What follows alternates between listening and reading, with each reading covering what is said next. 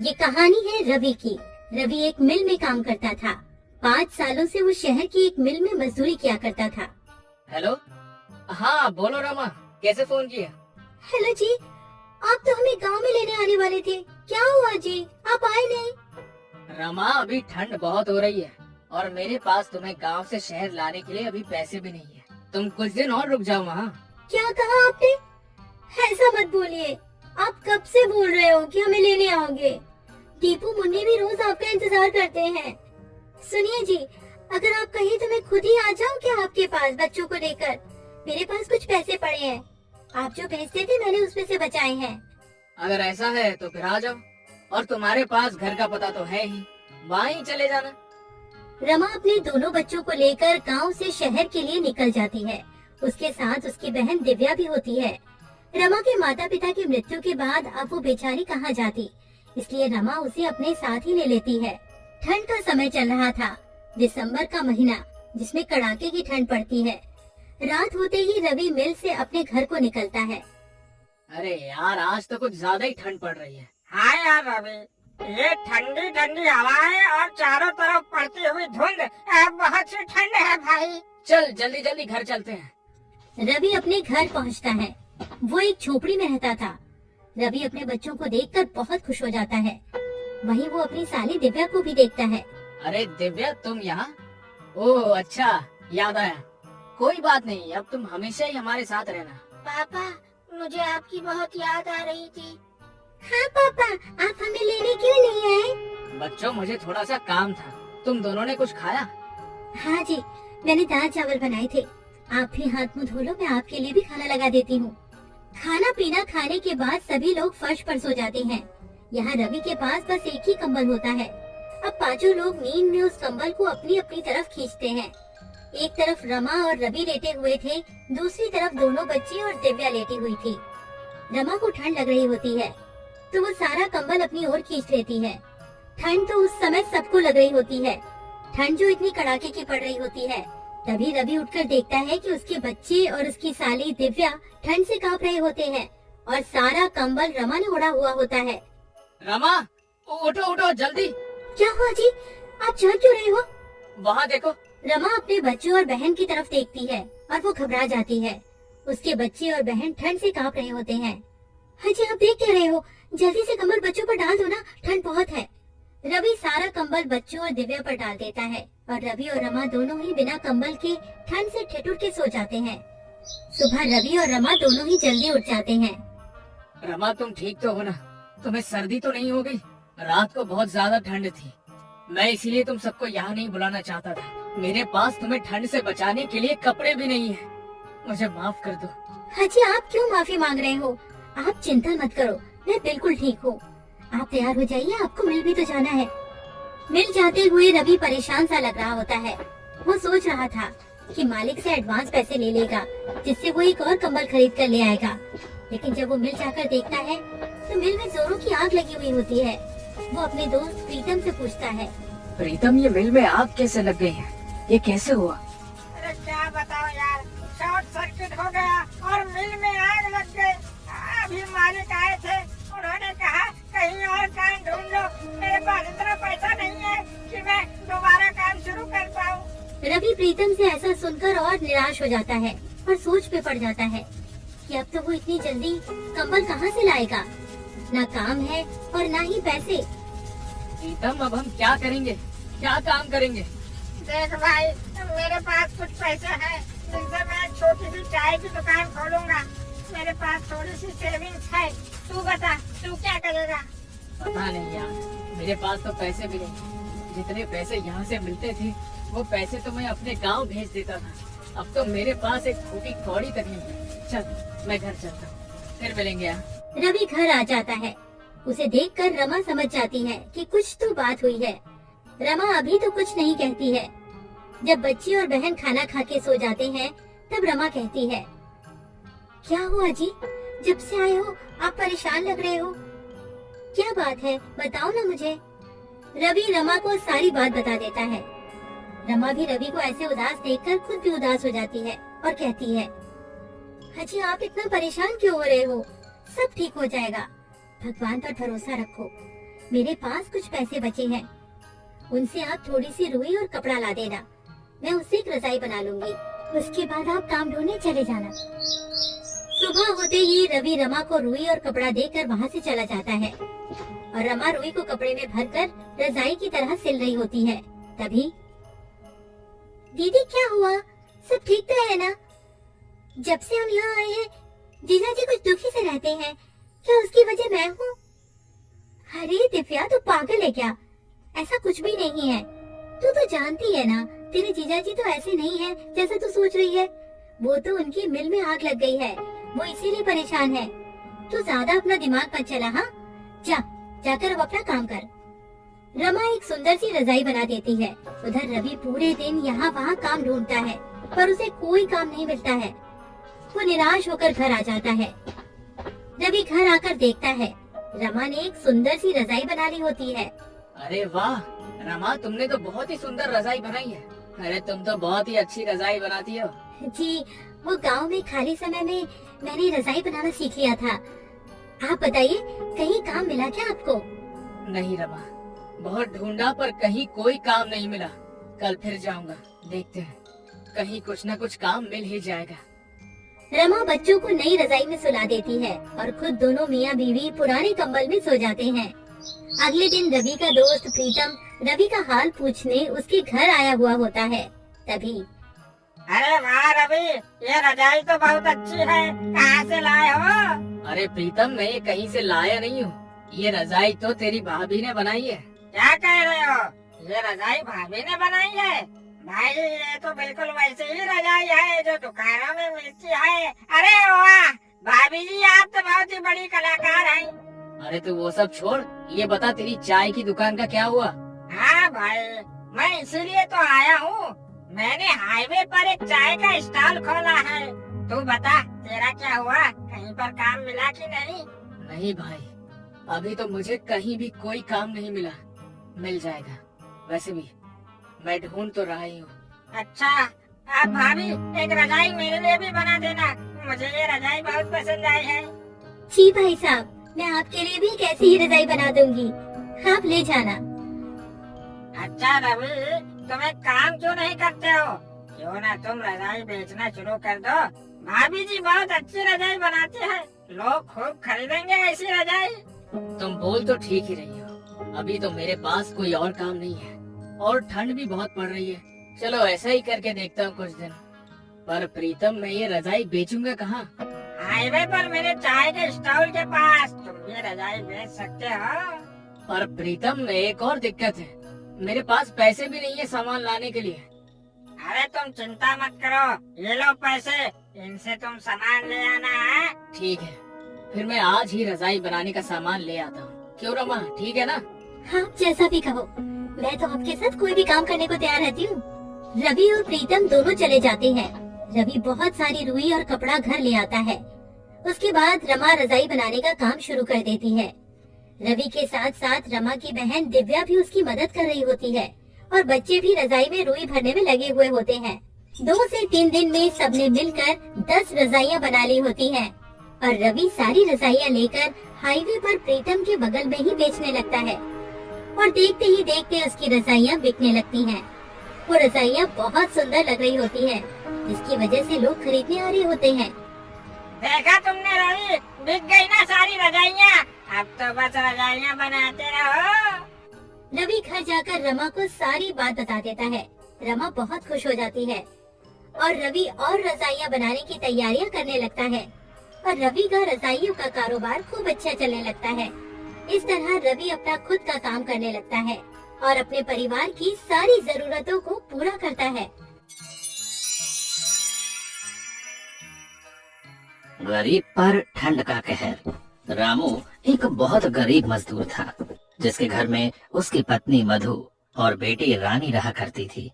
पर अब गर्मियों का मौसम जाने को था और सर्दियों का मौसम आने को था, लेकिन रामू टूटी फूटी झोपड़ी में रहता था, जिसकी खिड़की से हवा आती थी और छत से भी। एक दिन रामू की पत्नी मधु रामू से कहती है कि सुनिए जी, ठंड आने वाली है और ठंड में घर के अंदर बहुत हवा आती है, तो आपको घर की मरम्मत करवानी चाहिए। और रामू उसे कहता है कि मैं कल जाकर अपने मालिक से कुछ पैसे उधार ले आऊंगा ताकि हम अपने घर की मरम्मत करवा सके। यूं ही एक दिन बीत जाता है और अगली सुबह रामू अपनी मजदूरी के काम पर जाता है और वो जिसके पास काम कर रहा था उस मालिक से कहता है कि साहब जी, अगले महीने से ठंड आ रही है और मेरे घर की छत टूटी हुई है जिससे कि घर में हवा आती है, और अगर मैंने जल्दी उसे ठीक नहीं करवाया ना तो ठंड में बहुत दिक्कत हो जाएगी। रामू की बात सुन मालिक कहता है, अरे तो उसमें मैं क्या करूं? रामू कहता है, मालिक आप थोड़े पैसे उधार दे देते तो मैं अपने घर की मरम्मत करवा लेता। मालिक कहता है कि अरे अभी तो तूने उतना काम भी नहीं किया है जो मैं तुझे उधार दे सकूं, अभी मेरे पास पैसे नहीं है। रामू कहता है, मालिक ऐसा मत करो, आप मुझे कुछ पैसे उधार दे दो, मेरी एक छोटी बच्ची है, मैं और मेरी पत्नी तो ठंड सह लेंगे पर मेरी बेटी नहीं सह पाएगी। रामू की लाख मिन्नतें करने पर भी उसे पैसे नहीं देता है और बेचारा रामू उदास शाम को घर लौट आता है। रामू के घर आते ही उसकी पत्नी मधु उससे पूछती है कि क्या आप मालिक से पैसे लाए? तो रामू उसे बताता है कि मालिक ने पैसे देने से मना कर दिया है। जिसके बाद मधु भी अब परेशान हो जाती है। दोनों ही इस बात को लेकर काफी परेशान हो गए थे कि अब सर्दियों में उनका गुजारा कैसे होगा। अब रामू मधु से कहता है कि अभी ठंड आने में पूरा 1 महीना बाकी है, तो मैं अगले महीने की पहली तारीख को अपने मालिक से पैसे के लिए बोलूंगा और तब शायद मालिक मना न करे। और ये सुन मधु कहती है कि हाँ, ये सही रहेगा। यूं ही रामू को मजदूरी करते हुए 1 महीना और बीत जाता है और जब रामू अपने मालिक से कहता है, मालिक अब तो पूरा 1 महीना हो गया है और थोड़ी थोड़ी ठंड भी होने लगी है, अरे अब तो आप मुझे मेरी मजदूरी के पैसे दे दो ताकि मैं उन पैसों से अपने घर की मरम्मत करवा लूं। रामू के इस बार पैसा मांगने पर भी मालिक फिर से कोई नया बहाना कर देता है और कहता है कि अभी मेरे पास सिर्फ ये 500 रुपए है, इससे ज्यादा नहीं है। 500 रुपए देखकर रामू कहता है कि मालिक मैंने तो इस महीने एक भी छुट्टी नहीं की, उस हिसाब से तो मेरे ज्यादा पैसे बनते हैं। लेकिन मालिक उसे अपनी बातों में फंसा देता है और रामू के ज्यादा बहस करने पर उसे काम से धक्के मार कर निकाल देता है। रामू कम पैसे मिलने और काम से निकाले जाने के बाद बहुत परेशान हो जाता है। उसे समझ नहीं आता कि आगे वो क्या करे। यूं ही सोचते सोचते वो अपने घर पहुंच जाता है, जिसे यूं निराश देख मधु कहती है, क्या हुआ, आप पैसे नहीं लाए क्या? रामू मधु को बताता है कि अरे इस बार भी मालिक ने पूरे पैसे नहीं दिए और तो और मुझे काम से भी निकाल दिया है। ये बात सुनकर मधु चिंता में पड़ जाती है और कहती है कि अब घर कैसे चलेगा और ठंड में हमारा क्या होगा? रामू कहता है, तुम चिंता मत करो, मैं कहीं काम ढूंढता हूँ। इतना कहकर वो उन पैसों से घर में राशन भरवाता है और अब उसके पास पैसे खत्म हो गए थे। कुछ दिनों तक रामू यहाँ वहाँ काम की तलाश में भटकता है पर उसे कहीं काम नहीं मिलता। वहीं दूसरी ओर अब ठंड भी धीरे धीरे बढ़ने लगी थी और रात के समय रामू के घर में ठंडी हवा खिड़की और छत से आनी शुरू हो गई थी। ठंडी हवा की वजह से अब रामू, उसकी पत्नी और उसकी बेटी पूरी रात ठंड में कांपते रहे। उनके पास एक ही कंबल था, अब उसमें भी ठंड नहीं रुकती थी। एक रात बहुत ठंड पड़ रही थी और तेज ठंडी हवाएं चल रही थी, जिसकी वजह से रामू की बेटी रानी को तेज बुखार हो जाता है और मधु रामू से कहती है, देखिए जी, रानी को बहुत तेज बुखार हो रहा है, वो पूरी तरह तप रही है। रामू कहता है कि अरे मेरे पास तो एक पैसा तक नहीं है, हम रानी को डॉक्टर के पास कैसे लेकर जाएंगे? मधु कहती है, कुछ तो करना होगा वरना रानी की तबीयत रात में और बिगड़ जाएगी। देखिए ना, कुछ तो कीजिए। वो रोने लगती है। दूसरी ओर रानी ठंड से कांप रही थी। रामू को कुछ समझ नहीं आ रहा था कि अब वो क्या करे। अब रामू रानी को अपनी गोद में उठाता है और हॉस्पिटल की ओर निकल जाता है। मधु भी उसके पीछे पीछे चल पड़ती है। बहुत दूर तक पैदल चलते चलते दोनों थक जाते हैं और रामू रानी को लेकर एक पेड़ के पास बैठ जाता है और रोने लगता है।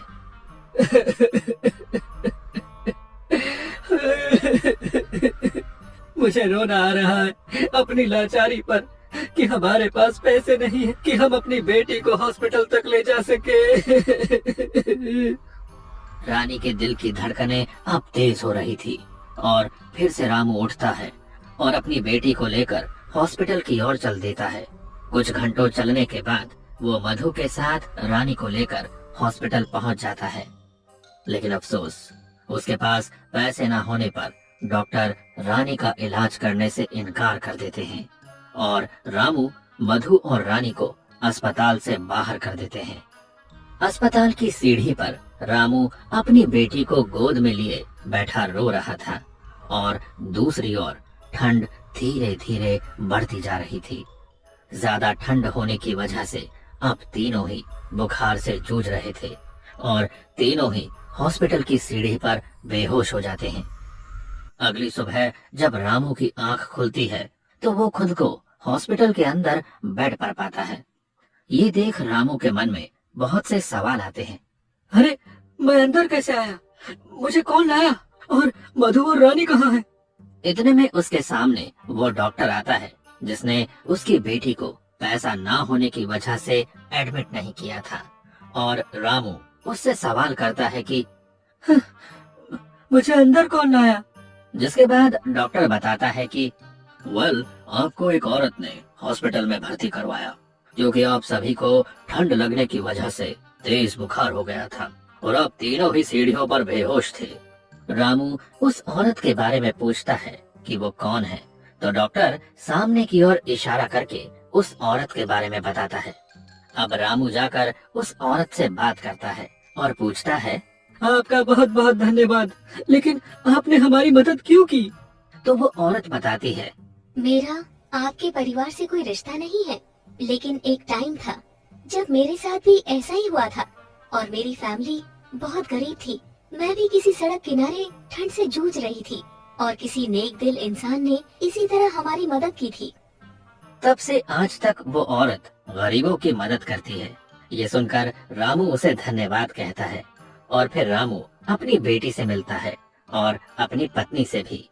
अब रामू से वो औरत पूछती है कि आखिर आपके साथ ऐसा क्या हुआ था जो सब इतनी देर रात तक हॉस्पिटल के बाहर बैठे थे? तो रामू उसे सारी बात बताता है, जिसके बाद वो औरत रामू और उसके परिवार की मदद करती है और रामू का घर भी बिल्कुल ठीक करवा देती है। अब रामू को गरीबी और ठंड दोनों से छुटकारा मिल जाता है।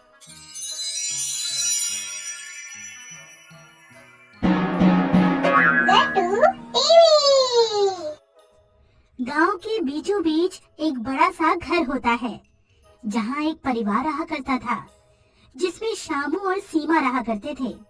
शामू के घर में उसके माता पिता और उसका बड़ा भाई भी अपनी पत्नी के साथ रहा करते थे। शामू का बड़ा भाई राजीव शहर की एक बड़ी कंपनी में काम किया करता था, इसलिए उसका रहन सहन भी वैसा ही होता है। वहीं दूसरी तरफ शामू बिल्कुल सिंपल स्वभाव का होता है जो गरीबी में ही अपना गुजर बसर किया करता था। श्यामू की पत्नी सीमा श्यामू का हर कदम पर साथ दिया करती थी। उन दोनों की जिंदगी गरीबी में भी खुशी से बीत रही होती है। श्यामू के माता पिता को गरीबी से चिढ़ होती है। उन्हें तो अमीरों वाली जिंदगी ही अच्छी लगती है और वो अमीरों की तरह ही अपना जीवन जीते हैं। एक दिन उनका बड़ा बेटा अपने माता पिता और सबके लिए बहुत सारे गिफ्ट लेकर आता है। माँ, बाबूजी, देखिए मैं आप दोनों के लिए अच्छे कपड़े लेकर आया हूँ। अरे वाह बेटा, इस घर में सिर्फ तू ही है जो हमारा इतना ध्यान रखता है। श्यामू को तो हमारी कोई चिंता ही नहीं है, ना तो उसने कोई पढ़ाई की और ना कोई अच्छी नौकरी करता है। ये तो बस मजदूर बनकर ही रह गया है। श्यामू अपने पिता के ताने चुपचाप सिर झुकाकर सुनता रहता है और करता भी क्या बेचारा। पर उसकी पत्नी सीमा से नहीं सुना गया। वो बोलती है, बाबूजी ये पूरे दिन तो खेत में मेहनत करते ही हैं। अगर आप अपने बेटे को हौसला नहीं देंगे तो वो कैसे तरक्की करेंगे? जब माता पिता ही ऐसे ताने मारेंगे तो बाहर वाले तो बोलेंगे ही ना। आपको अपने बेटे को सपोर्ट करना चाहिए। अब तो सिखाएगी माँ बाबूजी को क्या करना चाहिए और क्या नहीं। वो हमसे बड़े हैं, उन्हें सब पता है, समझी? सीमा कुछ बोल पाती इससे पहले ही श्यामू ने इशारे से उसे मना कर दिया। हाँ सीमा भाभी सही कह रही हैं। माता पिता तो हमेशा अपने बच्चों की भले की ही बात करते हैं। अरे बाबूजी, आप इन दोनों को छोड़ो, आप ये नए कपड़े तो पहन कर देखो, आप पर कैसे लगते हैं। इसी तरह दिन बीतते रहते हैं। श्यामू पूरे दिन मेहनत करता है, पर ना तो उसके माता पिता कुछ उसकी मदद करते हैं और ना ही उसका बड़ा भाई, बल्कि उसे हर बात पे कुछ न कुछ सुनाया करते हैं। राजीव शहर से पैसे कमा के लाता था, इसीलिए उसकी बहुत तारीफ हुआ करती थी। एक दिन की बात है। श्यामू, ये मैं क्या सुन रहा हूँ? तुमने चोरी की है। देख तेरा बड़ा भाई कितने गुस्से में है। चोरी? कैसी चोरी? मैंने कोई चोरी नहीं की। देख श्याम, तू झूठ मत बोल। पहले ही लोग तुझे नकारा बोलकर बाबूजी को ताने मारते हैं, और अब तू चोरी भी करने लगा। तूने मेरे पर्स में से पैसे क्यों निकाले? बहुत हो गया श्याम, अब तू चोरी भी करने लगा। मुझे तुझसे ऐसी उम्मीद नहीं थी। अब बस बहुत हुआ। अब तू उस घर से चला जा और बाहर रहकर अपना जीवन बिता। इस घर में तेरे लिए कोई जगह नहीं है। चला जा यहाँ से। सही कहा आपने श्यामू बेटा, तूने हमारा बहुत नाम खराब किया है। वो तो तेरे बड़े भाई राजीव ने हमारी इज्जत बचा रखी है। उसने घर का बड़ा लड़का होने का फर्ज निभाया है, पर तूने तो आज तक हमारा सर झुकाया ही है। बस अब तुम अपना रास्ता अलग बना लो। यहाँ तुम दोनों की अब कोई जरूरत नहीं है। अपने माता पिता से ऐसी बातें सुनकर श्यामू और सीमा का दिल टूट जाता है। वो जानते थे कि उनके पास और कहीं कोई ठिकाना नहीं है, लेकिन फिर भी वो अपने माता पिता की बात मानकर घर छोड़ने का फैसला कर लेते हैं। माँ, बाबूजी, आप लोग मेरे भले के लिए ही ये सब कर रहे होंगे। अपने माता पिता की आज्ञा मानना मेरा फर्ज है। चलो सीमा, चलते हैं। दोनों घर से निकल जाते हैं। श्यामू और सीमा गांव से बाहर एक टूटी फूटी झोपड़ी किराए पर लेकर रहने लगते हैं।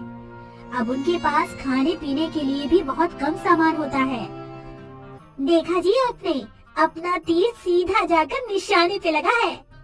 अब वो नकारा श्यामू हमारे रास्ते से हट गया, समझो। सही कहा तुमने, बस बाबूजी को पता मत चलने देना। वहीं दूसरी तरफ श्यामू उदास बैठा होता है। तब सीमा श्यामू से कहती है, आप चिंता क्यों करते हो जी? हम दोनों फिर से खूब मेहनत करेंगे और फिर से अपनी नई जिंदगी बनाएंगे और अपने सपने पूरे करेंगे। तुम ठीक कहती हो सीमा, मेहनत और ईमानदारी से एक दिन हमें जरूर कामयाबी मिलेगी। फिर क्या था, रामू दिन रात मेहनत करने लगता है। कभी खेतों में मजदूरी करता तो कभी लकड़ियाँ काटा करता है। सीमा भी पास की एक महिला के साथ सिलाई का काम सीखने लगती है। दोनों की जिंदगी मुश्किलों से भरी पड़ी होती है, पर वो हार नहीं मानते हैं। भाभी, मेरे पति बाहर मेहनत करते हैं, मेरा भी तो फर्ज बनता है ना कि मैं भी उनकी मदद करूं। क्या आप मुझे भी सिलाई कढ़ाई का काम सिखा सकती हो? अरे क्यों नहीं सीमा, आजकल की लड़कियां तो अपने गरीब पति को छोड़कर ही भाग जाती हैं। वही तू है कि अपने पति का साथ देना चाहती है। तू चिंता मत कर, मैं तुझे सब कुछ सिखा दूंगी। कुछ ही दिनों में सुमन सिलाई कढ़ाई का सारा काम सीख जाती है और अब उसके पास सिलाई के बहुत सारे काम भी आने लगते हैं। अगर आप सही समझो तो कुछ पैसे मैं इकट्ठा करती हूँ, कुछ आप इकट्ठा करो और हम इस झोपड़ी के बाहर एक छोटी सी दुकान खोल लेते हैं। आप बाहर दुकान संभालना और मैं अंदर सिलाई का काम संभाल लूंगी। अरे वाह सीमा, ये तो बहुत ही अच्छा सुझाव है। मैं दिन रात मेहनत करके तुम्हारे लिए भी एक दुकान खोलूंगा। इस तरह सीमा और शामू ने अपनी मेहनत से एक दुकान खोल ली होती है। वहाँ वो कुछ पैसे कमाने लगते हैं और उनके जीवन में खुशियाँ आने लगती हैं। एक दिन सीमा शामू से कहती है, हाजी देखा आपने, अब हमारी हालत पहले से काफी ठीक हो गई है। मुझे तो यकीन है कि हम एक दिन अपने सारे सपने जरूर पूरे कर लेंगे। सीमा, तुम्हारी मेहनत ने ही मुझे ताकत दी है।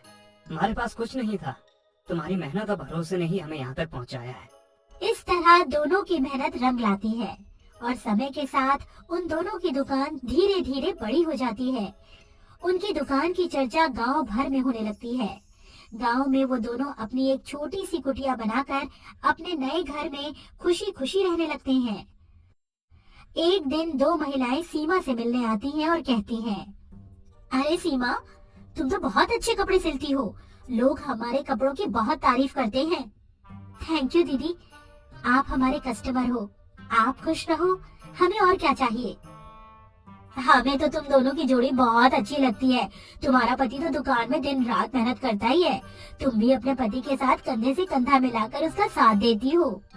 ऐसी लड़की आजकल कहाँ मिलती है। बड़ा खुश नसीब है श्यामू कि उसे तुम्हारे जैसी पत्नी मिली। वहीं गांव में कुछ महीनों के बाद गांव में भाई का कारोबार धीरे धीरे डाउन होने लगता है। एक दिन राजीव की पत्नी उससे कहती है, अजी, इस परिवार की सारी जिम्मेदारी हमारे कंधों पर ही आ गई है। आपका कारोबार भी ठप हो गया है। अब आप अपने माता पिता से कह दो कि हम उनका बोझ अब और नहीं उठा सकते हैं। वो दोनों तो बस हमारे पैसों पर ऐश करते रहते हैं। आखिर उन्हें भी तो कुछ सोचना चाहिए। देखो सुलेखा, तुम बात तो बिल्कुल सही कह रही हो, लेकिन मैं अपने माँ बाप के साथ ये सब नहीं कर सकता हूँ। पर कम से कम उन्हें खुद तो सोचना चाहिए कि दिन रात हमारा खाना खाकर अच्छे अच्छे कपड़े पहनकर यहाँ दिन रात पड़े रहते हैं। उन्हें तो खुद इस घर से निकल जाना चाहिए। बेकार में हम पर बोझ बने हुए हैं। तभी बाहर राजीव के माता पिता चुपके से सारी बातें उनकी सुन लेते हैं और सोचते हैं कि उन्होंने शामू के साथ अन्याय किया था। उन्हें अपने फैसले पर पछतावा हो रहा होता है। हमसे बहुत बड़ी गलती हो गई जी।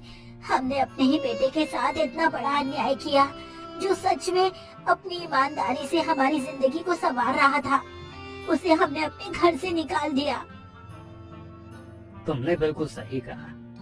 हम राजू को कुछ भी बोल देते थे तो वो हमें उल्टा जवाब नहीं देता था, बस सर नीचे करके हमारी बातें सुनता रहता था। मेरे सारे तानों को मेरा बेटा सर झुका के सुनता रहता था। पर राजीव और उसकी बहू हमारे बारे में कितना बुरा सोचते हैं। हमने तो ये कभी सपने में भी नहीं सोचा था कि ये दोनों हमारे बारे में इतना बुरा सोचते होंगे। चलो श्यामू और छोटी बहू से माफी मांग लेते हैं। उम्मीद है कि वो हमें माफ कर देंगे। उसी दिन श्यामू के माता पिता श्यामू के नए घर पर आ जाते हैं। बेटा, हमें माफ कर दे। हमने तुम्हारे साथ बहुत बुरा किया। तुम सही थे। हमें तुम्हारी मेहनत को समझना चाहिए था। माँ, बाबूजी, जिंदगी में हर किसी से कोई ना कोई गलती तो होती ही है, और आप हमारे माता पिता हैं और हमारे दिल में हमेशा आपके लिए इज्जत रहेगी। हम एक नई शुरुआत करेंगे जिसमें हम सब एक साथ रहेंगे। और वैसे भी अगर आप मुझे घर से बाहर नहीं निकालते तो हम इतने कामयाब नहीं हो पाते।